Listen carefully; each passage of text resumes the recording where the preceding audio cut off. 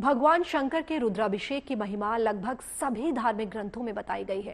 कहते हैं कि रुद्राभिषेक करने से आपकी एक दो नहीं बल्कि कई मनोकामनाएं पूर्ण हो जाती हैं। दिन सोमवार का हो, प्रदोष का हो, शिवरात्रि का हो या फिर सावन का, शिव की सभी मान्य तिथियों में शिव का रुद्राभिषेक जन्म जन्मांतर के पापों को काटकर मोक्ष का रास्ता खोल देता है। आपको बताते हैं कि कैसे करना चाहिए आपको भी रुद्राभिषेक।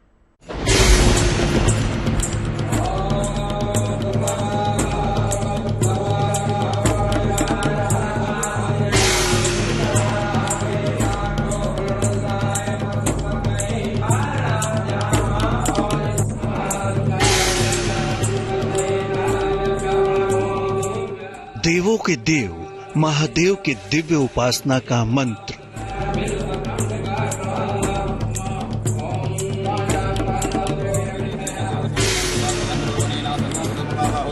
रुद्राष्टाध्यायी के महामंत्र।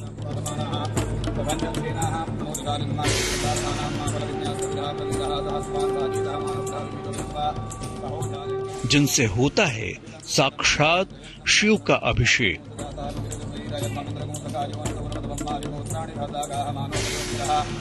शिव कृपा पाने का सबसे अचूक और दिव्य उपाय है रुद्राभिषेक। रुद्राभिषेक यूं तो कभी भी किया जाए तो ये बड़ा शुभ फलदायी माना गया है, लेकिन कौन से शिवलिंग पर रुद्राभिषेक करने से शीघ्र हर्षित होंगे शिव और देंगे पूजन का उत्तम फल, आइए पहले ये जान लीजिए।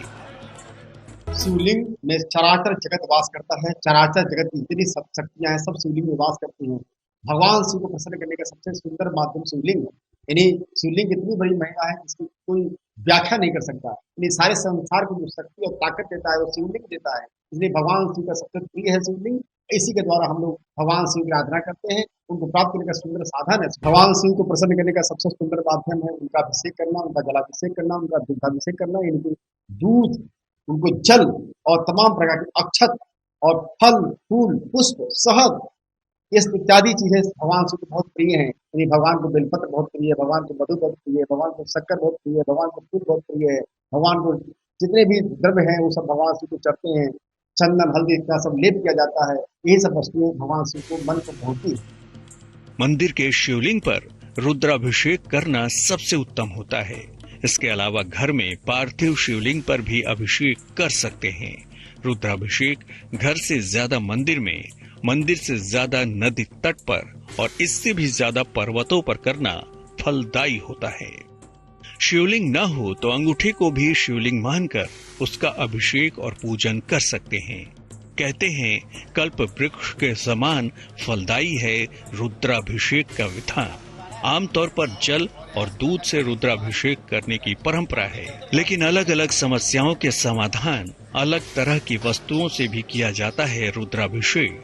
तो कौन सी वस्तु से रुद्राभिषेक करने से आपके जीवन की कौन सी समस्या हल होगी? विशेष करके भगवान शिव को रुद्राभिषेक करने के समय सहस्त्रार्चन भगवान के 1000 नामों से अर्थात ओम नमः शिवाय बोल करके अच्छे बिल्वपत्र को अच्छे से धुल करके और उस पे ओम या सीताराम लिख करके भगवान को अर्पित करने से सभी मनोकामनाएं पूर्ण होती है। बिल्वपत्र से भी 1000 गुना फल की प्राप्ति होती है समीपत्र भगवान को अर्पित करने से। उसके बाद धतूरा का फल एवं माला पुष्प अवश्य ही भगवान को चढ़ाएं। भांग को जल में मिला करके भगवान के ऊपर अभिषेक करें, जिससे कि भगवान सद्य प्रसन्न होते हैं और आपके मनोरथ को सिद्ध करते हैं। भगवान शिव को जब भी कभी कोई भी चीज अर्पित करें तो कभी भी पूरब की तरफ खड़ा न करें, बल्कि शिवलिंग के सामने बैठकर उत्तर की तरफ मुंह करके यदि पूजा किया जाए तो ज्यादा शक्ति प्राप्त होती है। भगवान शिव को कभी भी शंख के द्वारा जल नहीं चढ़ाना चाहिए। ऐसा करने से भगवान शिव का पूजा का पूरा प्रभाव नहीं मिल पाता है। जो भी वस्तु भगवान शिव को अर्पित करें वो कटी फटी अशुद्ध चीजें न हो, जैसे बेलपत्र है वो कटी फटी टूटी न हो, और जो भी चीजें हो वो शुद्ध हो, सात्विक हो, साफ सुथरी हो, तब भगवान शिव की पूजा करने का प्रभाव मिलता है, में भगवान शिव की कृपा प्राप्त होती है। घी की धारा से रुद्राभिषेक करने से वंश का विस्तार होता है। शक्कर मिले दूध से रुद्राभिषेक करने से व्यक्ति विद्वान हो जाता है। शहद से रुद्राभिषेक करने से पुरानी बीमारियां दूर हो जाती हैं। गाय के दूध से रुद्राभिषेक करने से आरोग्य की प्राप्ति होती है। शक्कर मिले जल से रुद्राभिषेक करने से संतान प्राप्ति आसान हो जाती है। भस्म से रुद्राभिषेक करने से व्यक्ति मुक्ति और मोक्ष पा लेता है। तेल से भी शिव जी का अभिषेक होता है, लेकिन ये प्रयोग आमतौर पर नहीं करना चाहिए।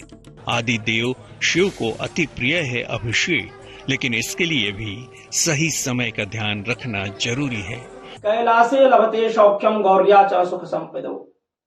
शिववास देखना होता है कि किस समय भगवान किस अवस्था में है। भगवान कहाँ पे है? कैलाश में है, माता गौरी के साथ में, वृष पर आरूढ़ हैं, या शमशान में है। जब भगवान कैलाश में होते हैं तो सौख्य की, सुख समृद्धि की प्राप्ति होती है। माता गौरी के साथ अगर होते हैं उस समय भी सुख समृद्धि देते हैं अभिषेक करने से। और वृष पर जब आरूढ़ होते हैं, भगवान भोलेनाथ वृष के ऊपर आरूढ़ होते हैं, उस समय अभिषेक करने से अभिष्ट सिद्धि, जिस कामना से हम अभिषेक करते हैं वह फल की सिद्धि होती है। रुद्राभिषेक मंगलकारी है। शिववास की तिथियों पर किया गया रुद्राभिषेक मंगल फल देता है, लेकिन जिन तिथियों में शिव का वास नहीं होता उन पर किया गया रुद्राभिषेक शुभकारी नहीं माना गया है। रुद्राभिषेक का उत्तम फल पाने के लिए शिव जी का निवास का ध्यान जरूर रखना चाहिए, क्योंकि अलग अलग समय में शिव का निवास स्थान अलग होता है और रुद्राभिषेक तभी शुभ फलदायी होता है जब महादेव का निवास शुभ हो।